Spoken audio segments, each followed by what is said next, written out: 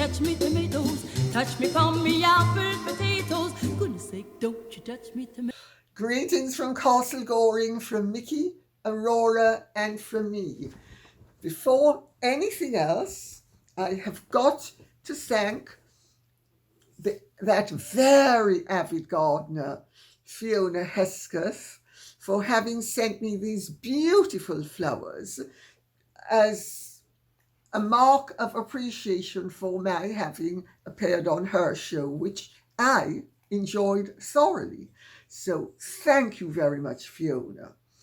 And I now plunge in with one of so many comments. It was beyond belief. I was chuffed, touched, really couldn't believe it.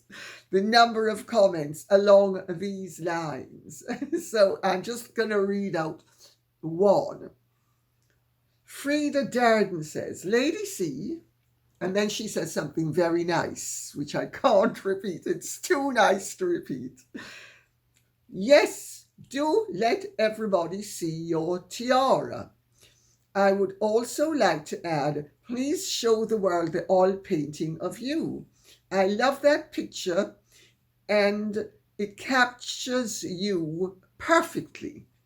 Please consider my request. Many others would also love to see the painting.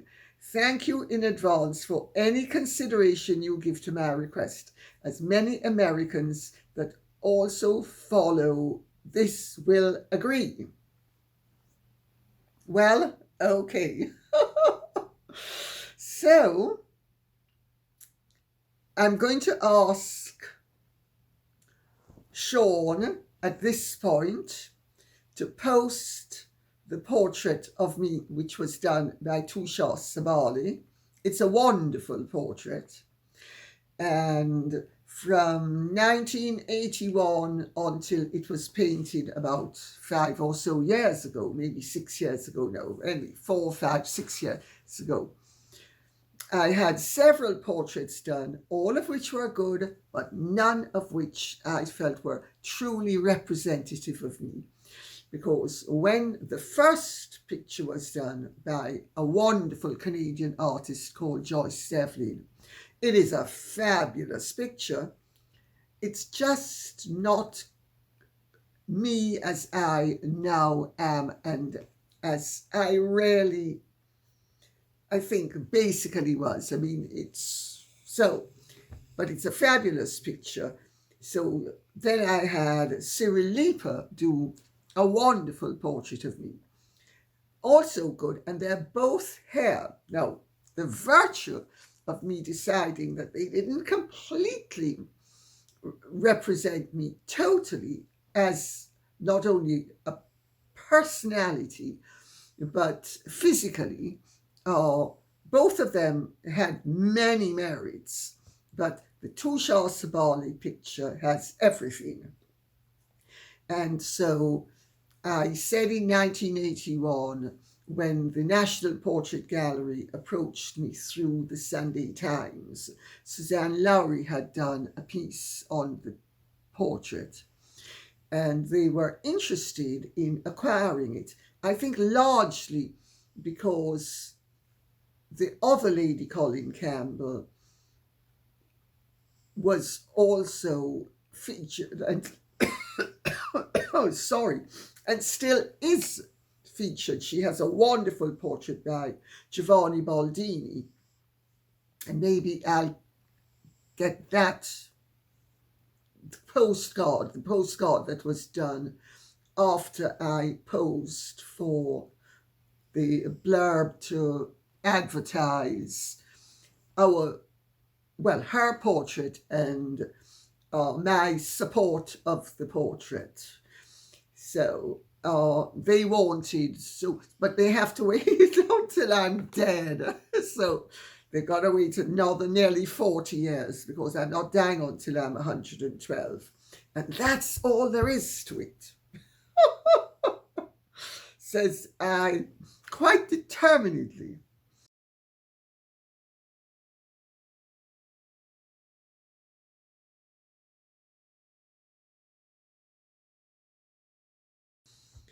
Also, I would also like to say that we are having a ball here at Castle Goring on Saturday the 20th of July. All profits will be going to Care for Veterans, which is a wonderful charity, and it's headquartered locally. I believe in supporting local things wherever possible. And it's a marvellous charity. They benefited from the Coronation Ball, and they're going to benefit from this one. And it is on Saturday, the 20th of July.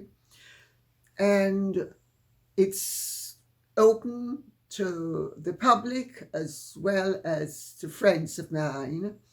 And I would suggest if anybody wishes to come, I'm going to post as well the invitation, and in the link will be the response card and how you can acquire tickets.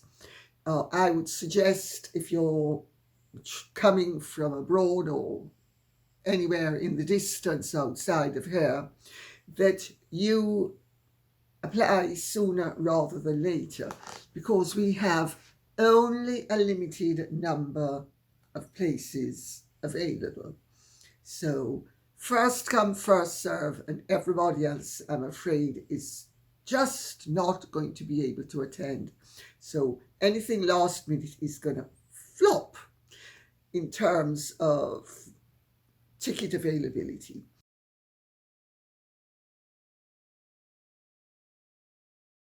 Now, having said all of that, I will now return to the tiara.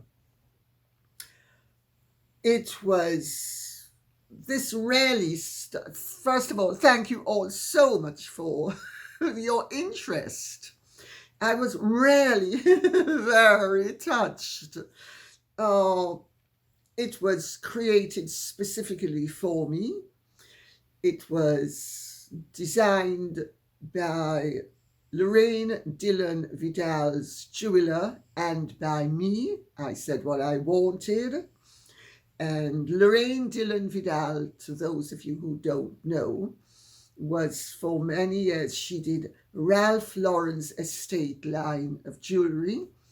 She was married to Bernie Kornfeld, who was a famous financier in the 60s. She's now married to Olivier Vidal, who's one of France's leading architects. Well, he's a French architect who's one of the world's leading architects. And she does jewellery, and this was conceived as primarily, really, to not hedge my bets too much. The idea was that I would be the face of a jewellery line. And of course, I needed something that I liked. So this is what we came up with. It's the tiara, it's the necklace, it's the bracelet, and it's the ring. So, and the earrings. I keep on forgetting the earrings. So, stunning, isn't it? Sapphires, diamonds, and pearls. Really beautiful. It's my favorite tiara. So, I hope you like it. I love it. And now I will plunge in with what Barbara Thomas says. So we're going to have some fun today, okay? Hopefully you'll enjoy it as much as I intend to. The beauty of the First Lady of Nigeria calling Meghan out is the fact that she can't call her a racist. Poetic justice. I am a Black American. Barbara Thomas. You are jealous, and so is the First Lady of Nigeria. You're both jealous of Meghan. If you're racist as well, both of you. The fact that you're black doesn't matter. You are racist and jealous.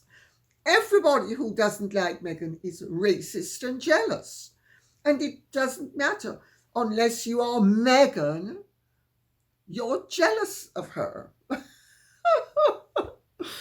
Well, your point, my dear, is very well taken. There's absolutely no way that Meghan can complain about the fact that her family, as she said, family, and we all know what she really thinks about family and how she treats her family. And if we have any doubt, just ask her father, sister, brother, father-in-law, stepmother-in-law, brother-in-law, sister-in-law, and I'd stop there. Oh, why should I stop there? Her Raglan Johnson aunts and uncles and cousins, why should I stop there? I'm not stopping there at all.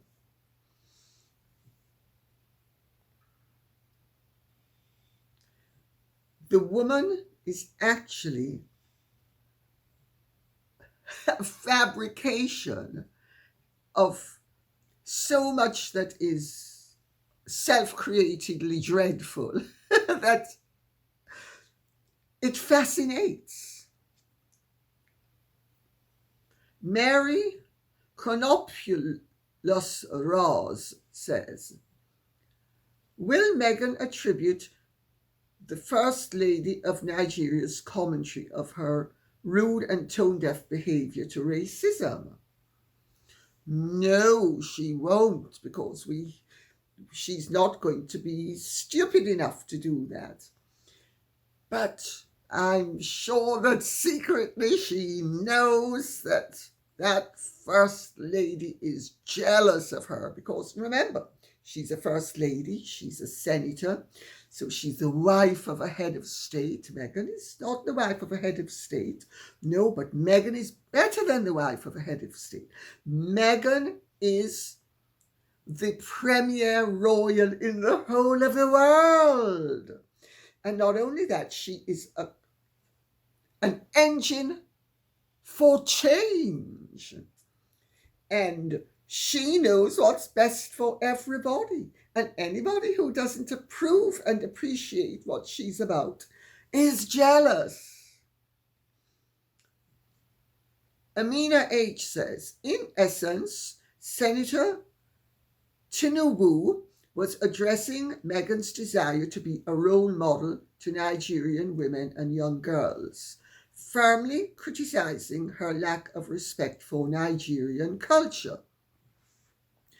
Meghan's frequent outfit changes. Oh, I'm so hot. I've just got to show all you black people how white my back is. And let's not forget my part. White, white, white. I'm clever, am I not? I'm just so clever. I pose as black and let you know in every way, shape and form that I'm really white. I'm so clever. I've pulled a fast one over on you.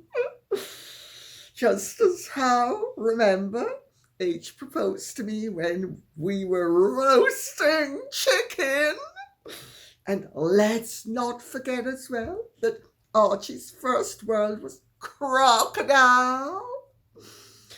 And he loves nothing like waffles. And so we made that dinky old woman, what's her name again? I named my daughter after her. Well, Harry's daughter at any rate. I mean, she's legally mine, but everybody knows she's Harry's daughter, really. And what was her name again? Lilibet. Sorry, so not have too much fun. Meghan's frequent outfit changes resembling a fashion show, a slut's fashion show. were compared to the Met Gala by the First Lady, who condemned the display as flaunting ugly nakedness.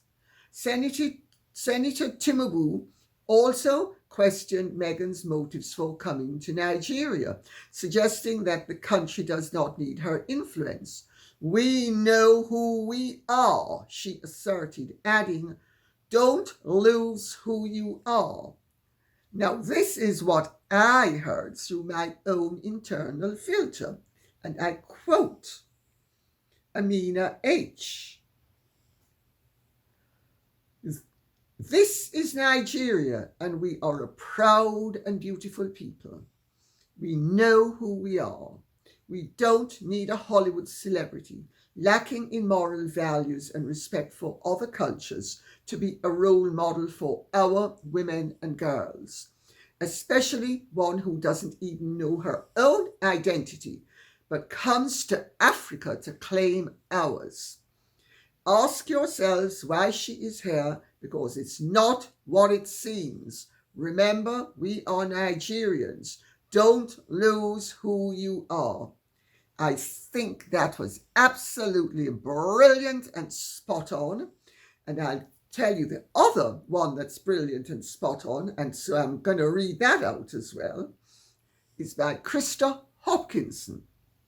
And I am so proud of my wonderful, wonderful community with how astute, on the ball, perceptive, and absolutely bullseye so many of you are. Dear Lady C, greetings to you and yours. Greetings to you too. I was so impressed by the First Lady's speech. Her message was very clear that her culture was respectful, modest. It showed very clearly that we should all be true to ourselves, treat not only others with respect, but also ourselves, and not lull ourselves into believing that we can only show how wonderful we are by showing off our assets. I once asked a regular red-blooded man what floated his boat about a woman. His response was quite revealing. Showing off boobs and bottoms did nothing for him, but there was nothing more sexy than a fully clothed woman, beautifully dressed in an outfit that flattered her figure but left a lot to his imagination, and also showed in her demeanor as being alluring and not quite, but just slightly out of reach. Maybe he was a rare specimen, but it certainly opened my eyes. Krista Hopkinson, he wasn't a rare specimen. Most men are created to function and think and feel differently from women. If their impulse towards procreation is more pressing than ours normally, they evidently think about the matter of carnality several times a minute. It's unbelievable. At least when they're young. And they are far more driven by south of the border down Mexico way. And it's on their mind. However, they are biologically engineered to get what they want, and if they are not engaged emotionally, they evidently move on. And I am told by men, and have always been told by men, that if they are not emotionally involved with you, they either tolerate you because they want to keep you around for the next occasion, or if it's just a passing thing, they will discard you because there's no real feeling there. It's they've used you and now they're on to the next one, and they remain on to the next one until they are emotionally engaged. And I always was a specialist at saying no until I felt that I mattered to the man. I mattered. Not his desire for me, but me, Georgie, the person. So, and my therapist, Basil Panzer, used to make the point as well that only silly girls give away that which is potent and desired, and men will desire you more if you are not so easily obtainable, and if you are a rarefied creature, let's put it that way, that hasn't put it out and about too much, unless, of course, somebody is congenitally stupid or so driven in a certain department that his judgment is clouded. And usually with people like that, their emotions are never engaged with you, the person. They may want to please you, to keep you sweet so that they can get what they want out of you, but they're usually using you, just as how if you are a ruthless woman, you will be using them. So I hope that touches upon the issue. I told you we were going to have a little bit of fun today, and I think it's nice, isn't it, to discuss profundities such as this. And Patricia Vines says, and after this we are off this subject in terms of particularity. You can dress in one way when you are very young and get away with it because of being very young, but a mid-40s woman cannot without degrading herself. Where the clothes did not fit properly, when she walked, she also not only showed her wares, but actually gave in the flesh glimpses of them also. That was totally unacceptable in polite society. She rarely showed more than her body. She showed her quality, which is sluttish. I wish Princess Catherine was well. If she and William went to Nigeria, the Nigerians would see how real royalty present themselves, well dressed and covered at all times. Our Catherine is always pristine in every way. You've touched upon a very important point, another profundity, which is that youth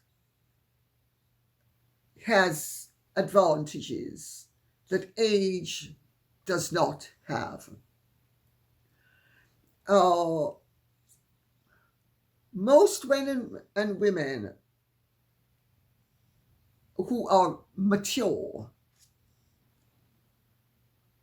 actually would never dream of exhibiting too much flesh, because aging flesh is like an overripe fruit. It's not as enticing as a ripe peach. There is something, the dew of youth, the peachiness of young people, men and women, but especially women. Older older women's skin is drier. No matter how beautiful your skin is, it is not something that should be put on display because it screeches on some level. Degeneration. And we do degenerate as we get older. There is something very beautiful about young girls and young men who, even when they are semi-nude, that is nature's way of perpetuating the race. As we get older, we should supplement what we are losing with other qualities. There's an innocence to a young girl showing her flesh that is touching. That's not so of an older woman who's showing too much flesh. She's pathetic. That's what she is. She's pathetic. Now, I think all my life people have said I have really beautiful skin. It may sound immodest, but people have always said I have unusually beautiful skin. So if I'm saying that I would not regard it as appropriate for, and I never did after a certain age. By the time I was in my 30s, I was very aware of well, actually, after the age of 23, I started to cover up. And by the time I was in my 30s, I was certainly not flaunting flesh. But when I was 18, 19, 20, 21, and even 22, I used my body as a clothes hanger because I had a figure that could display clothes well. And because my figure was a particular type of figure that displayed clothes well, I could wear practically anything. And in those days, it was very cutting edge to occasionally wear transparent dresses. I'm speaking about the late 60s, early 70s. Well, once it became hackneyed and mundane, one didn't do it. One was never going to do it once it was hackneyed and mundane. Even if one had been tempted to do it, one wouldn't have, because you don't join the crowd if you are going to wish to in any way be viewed as special. Let's put it that way. Meghan doesn't even have good skin. Meghan has appalling skin. Yes, she's fair-skinned, and as Chris Rock said, she won the fair-skinned lottery. But is that cause for constantly flaunting really unattractive skin at her age? Sorry. Mary Carper says, "Dear Lady C, can you explain if narcissists are exhibitionists? This is how I would explain Meghan's choice of attire in Nigeria. Next, she will be doing, sorry. Sorry. Let me compose myself. Next, she will be doing a Lady Godiva ride. Thank you in advance if you can enlighten me. Meghan is undoubtedly an exhibitionist. Not all narcissists are exhibitionists, but some are, and Meghan certainly is.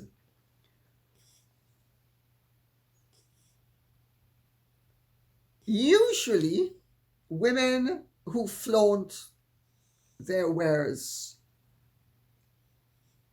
are actually less naturally inclined to enjoy that which is then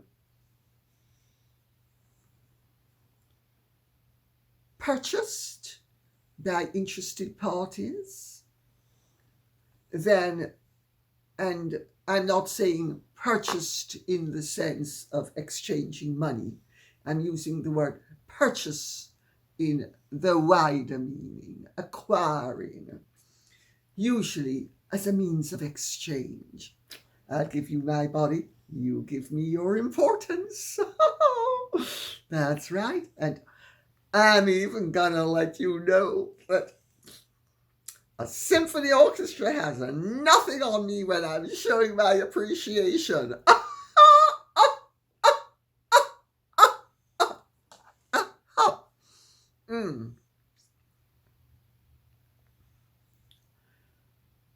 Exhibitionism is very tiresome, but some narcissists are exhibitionists, not all. Meghan is certainly an exhibitionist. She treated us to views of the back, the sides, or the glimpses of the fried eggs on the pavement, or the legs, the chicken foot and marga leg. Well, if you think you're that beautiful and you insist on sharing your beauty with the rest of the world, and the rest of the world doesn't agree, well, they're jealous. They're racist as well, and they're jealous. Anne CVR makes the observation that it's acceptable for young women to dress a bit daring. But Meghan is not a girl. She's approaching middle age. She's not approaching middle age. She is middle-aged. Meghan is in her early 40s. That's middle age. Most people don't live much beyond 80. Midlife is middle age. She's definitely middle-aged. Also, as I said earlier, she doesn't have good skin. In fact, she has pretty repellent-looking skin if you don't like all those tiny moles and bumps floating around the place, like lice, really, on a dirty countertop. No, she can't help her skin, but she can certainly help what she does with it, and flaunting it. At her age, even women with beautiful skin shouldn't be flaunting it. But you know, what's really interesting is we are living in a day and age where women are so exhibitionistic and so overtly, this is what I have and it's on the table for inspection, and just have a look, but don't touchy, just looky. It's really quite sick and bizarre if you stop to think of it. Because at the very moment that they are expecting accolades for what great shape they're in and what a fabulous figure they have, they are treating themselves as if they are pictures on a wall, something to be exhibited and admired and inspected. But does the average healthy person want that degree of exhibitionism? I don't think so. Diana Thompson says, unfortunately, it is some of the not so young as well as the younger women parading on the Hollywood red carpet, showing off wares that should be kept for the bedroom. No wonder people of certain cultures are treating Western women like something to walk on, then scrape off their shoes. Shame on you, the Hollywood glitterati. You are betraying not only yourselves, but your mothers, aunts, and sisters, and betraying them badly. Shame on you. Well, I have to tell you, some of the dresses at the Met Ball, usually the ones that you had to scroll down to see, were beautiful, but most of the ones that were parading all, well, the women were parading and the newspapers and magazines were showing photographs of them. I actually felt disgusted. I literally felt my stomach turn. That's how this, I thought, these women, I mean, you know, had it been one, you would have said, well, she's treating herself as a clothes hanger, or it's a tableau vivant. But so many of them, and it became obscene. I felt disgusted, and the way they were parading themselves and, oh, look at me, look, don't I look fabulous? They didn't. They looked dreadful. They looked awful. And they let womanhood down. They let themselves down, but they let womanhood down. And young girls on the up and up who are going to be admiring and using these women as role models, I'm sorry, it is, I agree with the First Lady of Nigeria. It is disgusting. Jules says, the young dress very vulgarly.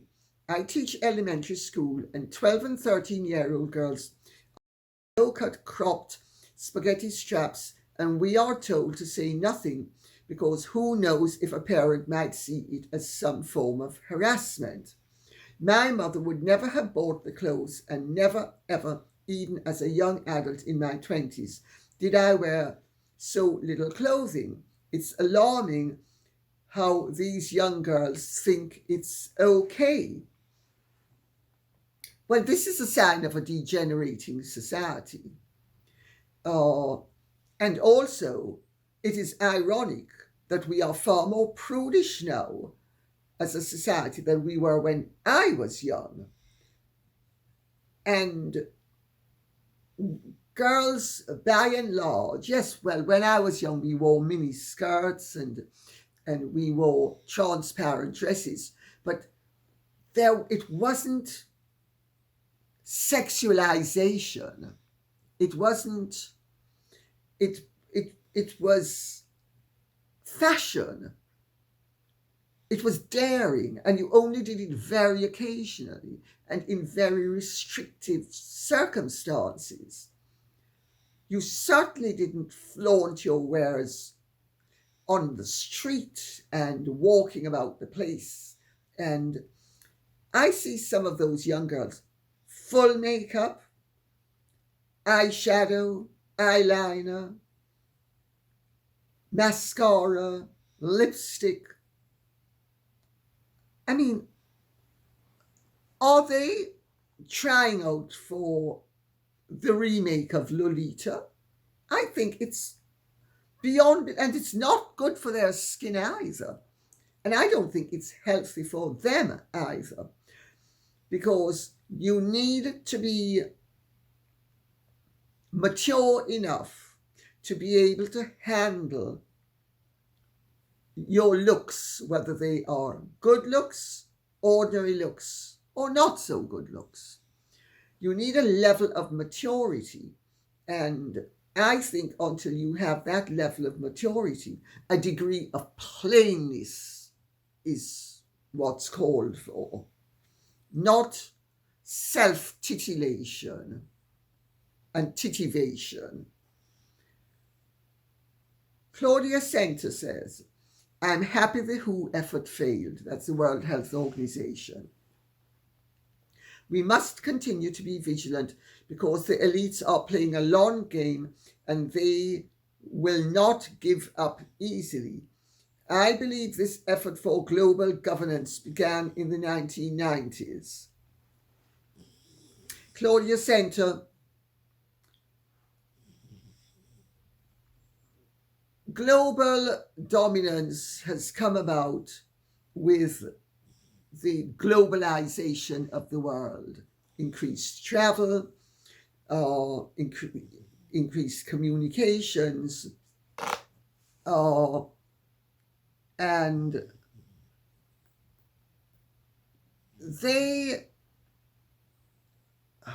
all of this has made the world a much smaller place.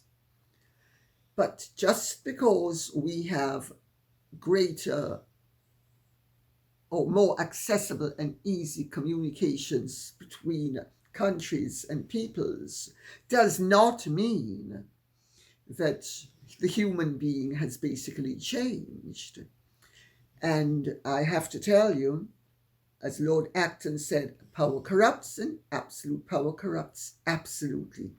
And make no mistake about it, megalomaniacs have always existed, and the more power you give people who are interested in power, the more likely they are to misuse and abuse it. Or to put it another way, misuse the power and abuse you and me, the populace.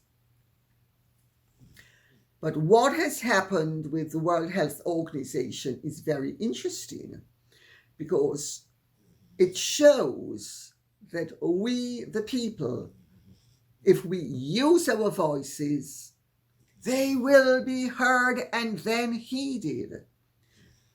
If we had not opened up our mouths and made the almighty fuss we did, do you think that our leaders, in quotes,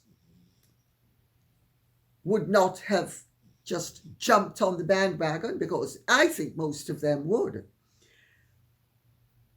And this is where social media as a phenomenon is wonderful, because social media as an entity is the great Library of Alexandria brought to life, in that we have access to all sorts of information and knowledge. But we also have a platform that we have never had before. The average person now has a platform, and the average person's voice reverberates in a way that it never used to, because now you go on social media and you can be heard by hundreds of thousands and millions of people. Before, you would be speaking to only the few people around you. And by the time it had been repeated 3 times around the block, you know, they say about Chinese whispers, it would have been a completely different story. Well, now it's set in stone. You say something and it's out there on social media, and unless people tamper with the content, what you have said stands. It's wonderful. It creates a consensus that shows that we, the people, have power as long as we, the people, have a voice. And that's why it's so important that we must make sure our voice is never taken away from us. And that's why the Harrys and Meghans and Katie Courics of this world want to shut us up. Sad but true. Brenda Lee says, to be fair, it was the first pandemic. If they hadn't shut down and if millions had died, we would be saying they did not do enough.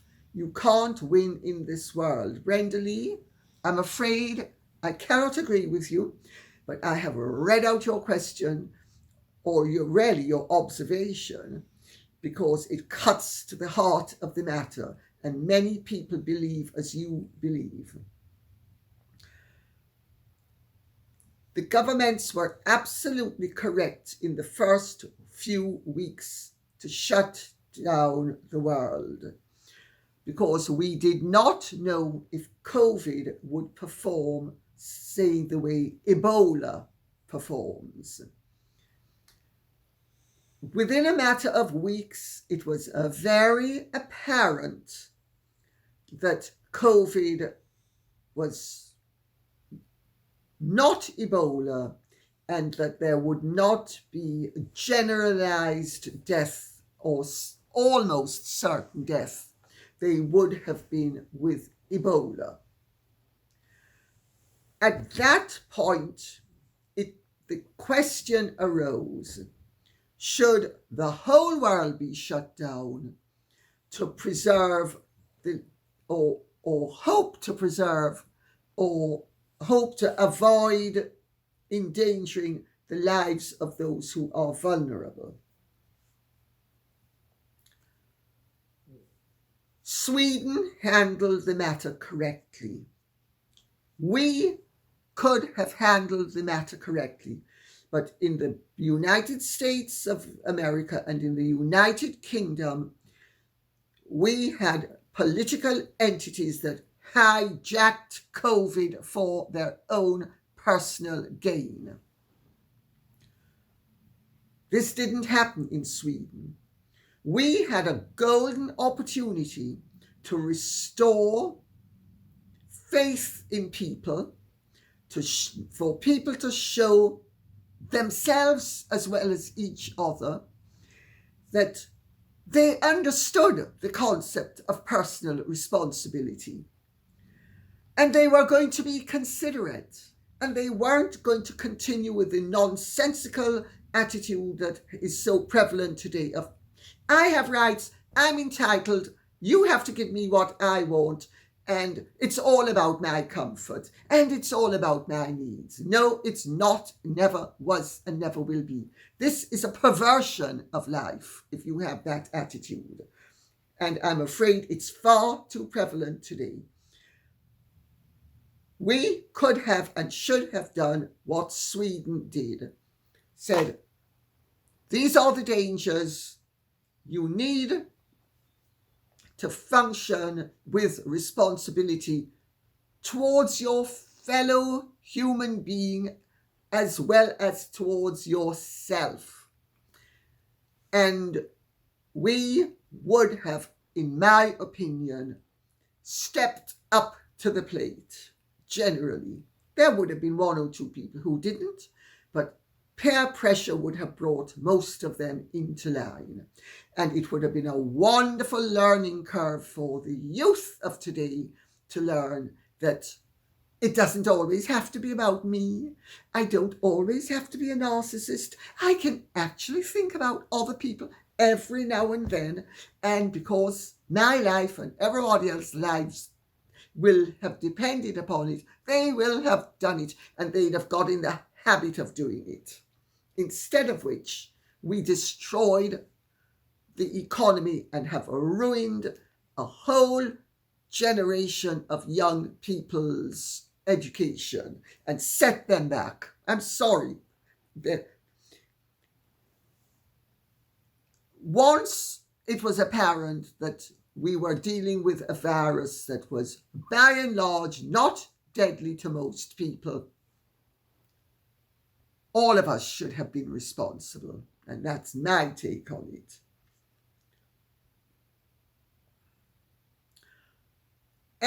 SMHHI says, I rather doubt that Meghan will sue the First Lady of Nigeria for slander, but who knows? Well, maybe Harry will sue her on Meghan's behalf. You know, Sir Galahad going to the rescue of his damsel in distress. I'm such a sweet and innocent little flower. I mean, how can she have treated me so badly? I mean, she's just jealous because I have a wider back than she does. And on that note, I think I should say thank you very much for listening. I hope this has been of some interest to you. Please keep the questions and comments coming in so I will know what subjects you would like us to be addressing. Okay? Thank you. Godspeed.